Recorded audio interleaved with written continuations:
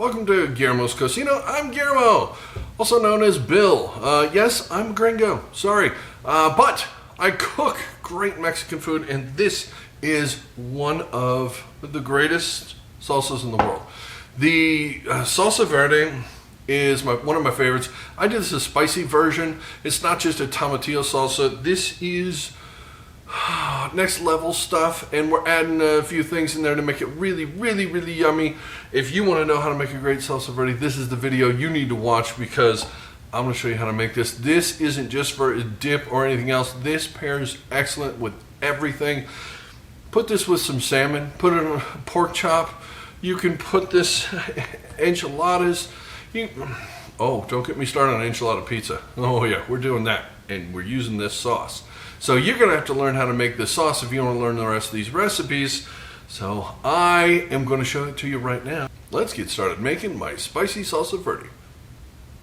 To make our salsa verde, we are going to do a few things differently because this is a spicy salsa verde. This is not a tomatillo sauce, although there are a lot of tomatillos in it. If you are unfamiliar with what a tomatillo is, they look a lot like a tomato, a little green tomato. They are not. They are not related to the tomatoes. They are related to like peppers, bell peppers, that sort of thing. That's what you got in here. These should not be eaten raw. You should always cook those. They taste better when they're cooked. There are a lot of tomatillo salsas that require an uncooked tomatillo. I don't use those recipes. I always cook mine. Okay, that is kind of a weird thing about tomatillos. They come in this little paper thing, the enclosure around it. When they flower and all this, if you've ever grown them, they're really beautiful plants when they grow. But you have to take this off, and you don't know what you're going to get inside. So you pull the paper off and just grab and spin. Pops right off clean. There you go. That's a beautiful one right there. They're amazing. This is a pound of tomatillos right here. I weighed it. It's about a pound. There's 10 of them here. You have no idea what it's going to look like inside there. Get some extras. So I have 8 extras right here. I probably won't need but 1 or 2 of them. There aren't too many more here. I've filmed this a few times. These were all parchment papered up first.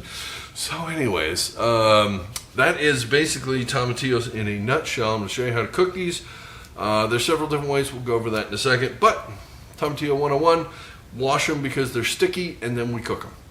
There you go. Poblanos, I have 2 of them. They're both going in here. We are just going to blister the skin off of this over open flame, and that helps get the skin off because the skin's really chewy and you don't want that.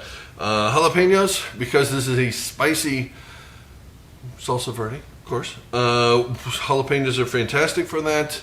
If you like the jalapeno flavor, if you don't, serranos work pretty good. Serranos are a little spicier, so you can get away 1-to-1 with that.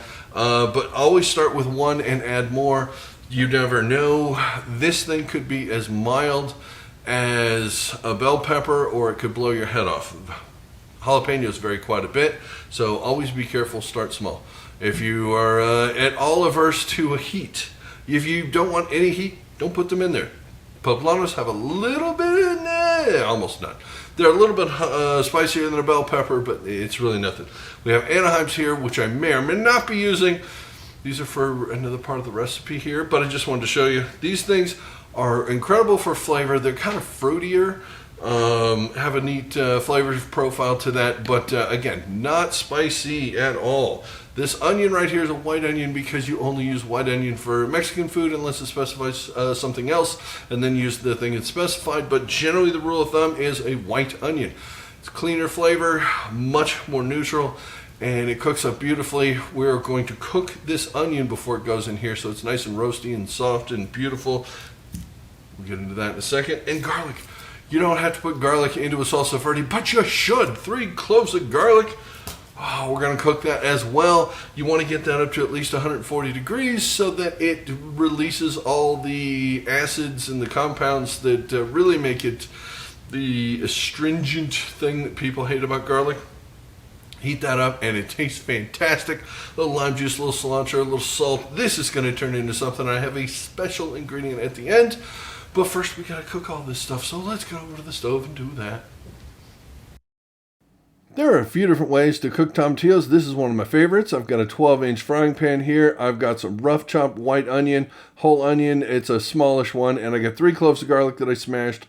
Just put that in there and let it sit over a low heat while we blister our poblano peppers and our jalapeno here. We're not trying to cook this. We're only trying to blister the skins so that it's easy to come off. You don't want the skins on these because they aren't terribly edible. So this is why we do this, to get the skins off. Just rotate them over the heat, put them in a bowl, put some plastic wrap on it, half an hour. Skins fall off on their own. All right, now back to our tomatillos. We are just sweating these things down a little bit. The onions, it's been, 7-8 minutes. And they're just starting to get that little bit of color on them. This takes about 20 to 30 minutes to do it this way. But you can be doing a bunch of other stuff while this is going on. Doesn't take constant attention. When they get closer to done, this is what they're going to start looking like. You can see that the color is completely changed. The onions are starting to get a little bit of color on them. And the tomatillos, they're starting to get a little soft. You can see when they're starting to cook, they get a little stewy. And the perfect thing now is we're adding a 1/4 cup of water to this. And that is going to deglaze the pan as far as all of the stuff from the onions and the steamed the tomatillos the rest of the way. Look at all that beautiful brown flavor. It is amazing. Those things look just right. They're starting to fall apart. That's just the point where you want them. Now it is time to take the skins off our poblanos. They've sat in the bowl for half an hour with the plastic wrap on it. Skin just slides right off with a spoon pretty easily. We're going to just chop the meat of the poblano up. We want to get the seeds out of it and the stems and all the veins inside. That stuff isn't edible. Luckily, it comes out pretty easily. We just rough chop this and it's going into our food processor. That is pretty easy. I'm putting 2 poblanos in for now and 1 jalapeno. Again, we just slide the skin off, slice this thing up. We want to take the seeds and the core and all the rest of this bits out, the veins.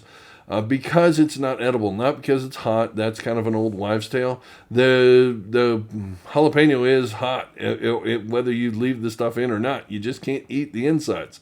It's not tasty, and this is not a filtered or strained salsa, so every bit that goes in stays in. We're going to add our cooked tomatillos, our onions, our everything in here into the food processor. It is beautiful. You can maybe see the secret ingredient. I don't know. Can anybody guess? Leave me a comment if you figured out what the secret ingredient is. All right. It's not cilantro, by the way. The cilantro does go in next, though. You do not really have to even chop this. Just grab a handful of cilantro. Once you've done this a few times, you realize how much. We've got a good pinch of salt. Takes a lot more salt than you'd think for this. We've got the juice of 1 lime going in here. I'm squeezing the hell out of it. You may need to use more limes than 1. This is a pretty good size one. But for me, that one worked out. We're just going to pulse this. We want this chunky still. We don't want it super fine, so we're not using a blender. Just let this go maybe 10 seconds, and that's basically it. Okay, that should be our salsa. It's perfect. Now, one thing is you have to test this. You obviously have to taste it. I do recommend a spoon because if you use a tortilla chip, it has a lot of salt on it. You're not going to know if the salt balance is right. So use a spoon. And hopefully we didn't get too spicy right off the bat.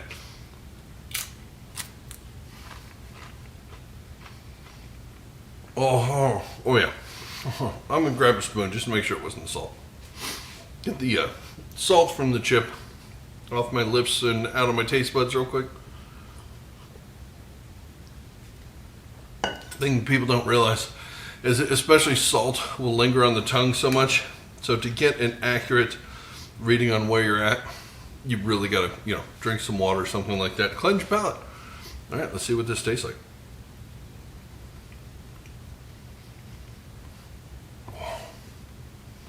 Oh, okay. Does need a little bit more.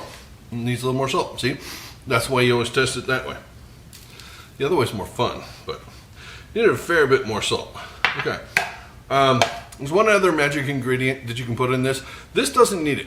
That onion, the way it roasted, and the garlic and everything else, this does not need this. But if you come across this, and you do, a little bit of honey in here, about a teaspoon to 4 teaspoons, somewhere in that range. under a tablespoon, somewhere in there. Just start small and add more. You'd be amazed what honey does to this. It just makes this explode. That isn't needed because that is really, really sweet, the onions. Oh, man. All right, let's pulse this one more time. Taste it again, get a fresh spoon, and see what we got. Okay, fresh spoon time. I don't know how that's going to look in the edit. I'm trying to learn this editing thing.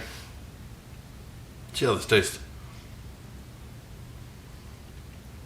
Oh yeah, 100%. Oh my God. Oh, that's got the right acid balance from lime juice. That was a pretty good sized lime. It was perfect, one lime. If you have smaller limes or drier limes, or you don't want to squish it that hard, you may have to use 2 limes. Oh, that is the perfect acid balance in there. The tomatillos are fruity and delicious. The poblano gives a nice depth of flavor.